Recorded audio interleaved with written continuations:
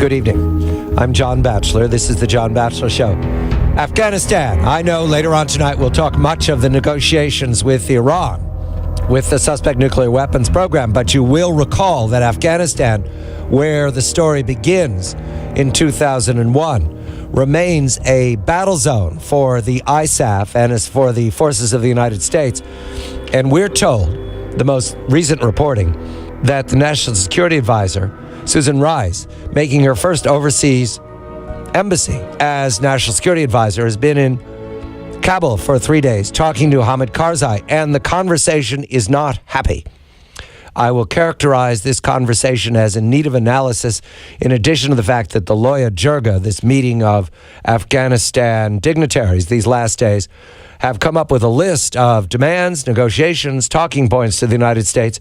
And the negotiation tonight has ended, according to the report of the New York Times, helping me tell this story of how we're doing so well with our enemy in Iran, but we're doing very poorly with our ally in Afghanistan. Bill Roggio of the Foundation for the Defense of Democracy and Tom Joscelyn of the Foundation for the Defense of Democracy, both men filing at Long War Journal. Bill, I begin with you. The Loya Jirga, what is it? And what is its part in this present negotiation that is underway in Kabul? Good evening, Bill. Good evening, John. Yeah, the Loya Jirga is basically it's a large tent meeting of Afghan politicians and tribal leaders and top clerics and basically the who's of Afghanistan power brokers. And it's only convened. It's very rarely convened. I believe they did the last time for their constitution. And so this meeting, what it's designed to do is basically to give Karzai the political cover he needs. He holds this council, and they get together, and then he makes decisions. But in this case, it's the status of forces agreement with the bilateral security agreement is what they're calling it. Right, it's called the BSA, bilateral security agreement. Yes. Yeah, and so but the odd thing here is the Loya Jirga is basically telling Karzai, look, you need to get this thing signed now. And Karzai saying, no, we're not signing this until after elections in 2014. The U.S. wants it signed now because the U.S. has to plan out its troop allocations for the next year. And Karzai, for whatever reason, probably trying to extract everything he can out of the U.S., would be my guess, is putting it off, and it's causing a lot of friction between the two countries. A lot of friction. Tom, good evening to you. The 31 recommendations from the Loya Jirga on Sunday, and the main one was that President Karzai was to sign within 1 month. What's in it for him to sign, Tom? What does he get out of it? Well, I think right now he's basically playing his own political games as he has all along. But I'd say, looking at the other direction, I mean, part of what's going on here is that the U.S. government has, at the highest levels, has very little tolerance for Afghanistan at this point. I think at the national security staff and elsewhere, I don't think they really want to be in Afghanistan. And so a lot of this is also sort of they're hedging their bets on all this to try and get an excuse to really draw down forces. And I'm a little concerned that a lot of this is also posturing on our part, not just Karzai's part. I mean, Karzai is duplicitous. There's all sorts of problems with this government in terms of corruption and duplicity, but there's also a problem on our end where, basically there's the exit door that a lot of people in Washington can see, on the horizon, and they really just want to get there. Bill, in the New York Times reporting, Rod Nordland reporting, there's an annual $4 billion support for the military in Afghanistan. Is that adequate, Bill? And $4 billion, that buys a lot of rice in that part of the world. What are they going to do with it? Yeah, that's what the money is designed to do, and is to pay for the security forces, Afghan National Security Forces. Pretty basically expensive finance bullets. The Afghan military and police forces. Right. And it's the largest aid package of any U.S. ally. So that puts it in perspective as far as Karzai's posturing over this. And then look. The reality is a lot of this winds up in people's pockets, and I'm kind of surprised from that perspective because Karzai is a very rich man for having this money flowed in. So it's kind of interesting to try and game out as to why he is putting it off. Is it political purposes? Is he trying to jockey to get who he wants to be the next president so he could keep riding the gravy chain? who knows as far as what's going on in Afghanistan, but it's just, after 12 years, it just shows what a mess U.S. policy has been the whole time with respect to Afghanistan. Tom, we're told in this conversation, working dinner with Susan Rice, including the American ambassador, James Cunningham, that at one point Mr. Karzai became angry. There's something new. Mr. Karzai is a table pounder. If you've ever been to an uncle's table and had him pound the table, that's Mr. Karzai, your uncle. And he's making a demand that all Guantanamo inmates be released.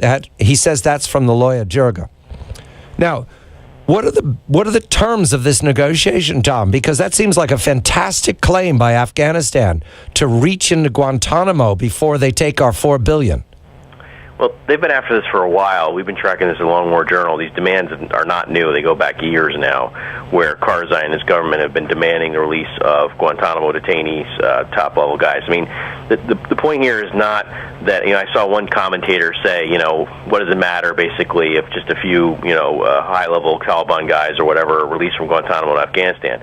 Well, it actually matters quite a bit. I mean, one of the chief military commanders of the Taliban is a guy named Mullah Zakir, who was at Guantanamo studying how to become a master insurgent. He was somebody reported to top-level Taliban commanders who are still at Guantanamo. And Zakir has become one of the most prolific Taliban commanders in the AfPak region.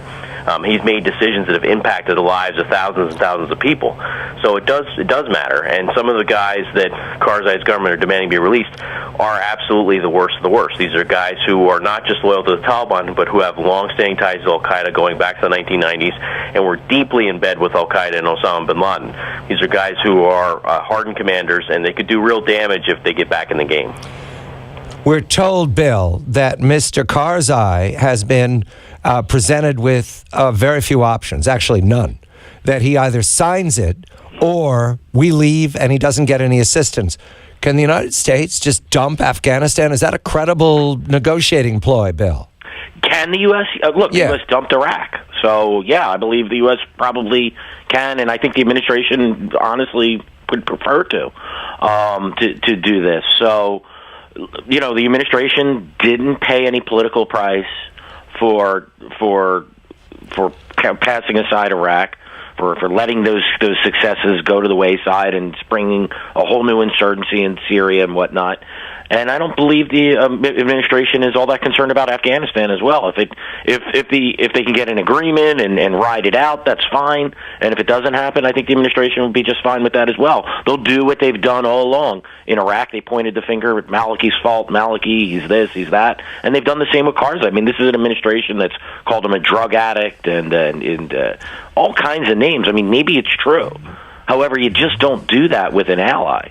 I think the suggestion, Bill, is that he's not mentally stable. Hasn't that been for years? It is. Then why are we giving the guy $4 billion to run his country? Maybe it would have been more if he was stable. Tom, we're also told that Mr. Karzai objects to the home raids that the U.S. forces lead, one of the few pieces of combat left in the theater. Are those successful, Tom? And is that why he wants them stopped? It's tough for me to say. I don't really have good data on the home rates or anything along those lines. But I mean, I think that it's something that special forces are going out of the way to target individual commanders or places they think are hotspots. My guess is they have good intelligence on that, and so it's probably warranted in many cases. Bill, I became suspicious right away with who's Mr. Karzai negotiating before, because one of the demands from the Loya Jirga is that we put a military base in the most peaceful of all provinces. And the puzzle here is, who's Karzai working with, Bill? Not for, with. Is he Taliban? Is he Pakistan? Who is he? Look, I think Karzai ultimately he's working for Hamid Karzai and Hamid Karzai's family. I think that's how he's operated since almost the beginning. He's done what's best for him. He's said things that that made the U.S. happy at times, and he said things that have appalled the U.S. Like we put him in, Bill. He's ours, right? Right, Bill. To remind everybody, we installed him. Yeah, he's our guy. He's the CIA's guy. He's still on the CIA break. They flew him in there, and they put him in that palace, and he hasn't left. That's right. So he's making demands of us. The remote province of Bamiyan. Is this supposed to be an insult? When they close the tent, do they all sit around and laugh at this, Bill? Yeah, well, look, I mean, they want it in a place like Bamiyan because it's it's not going to be controversial. It's out of the way, and there's no Taliban there. Right. It's like putting a military base. Oh, I don't know. Let's really stretch it here. Palm Springs. Okay, you're leaving the country. Put a base at Palm Springs. That's about right. Right.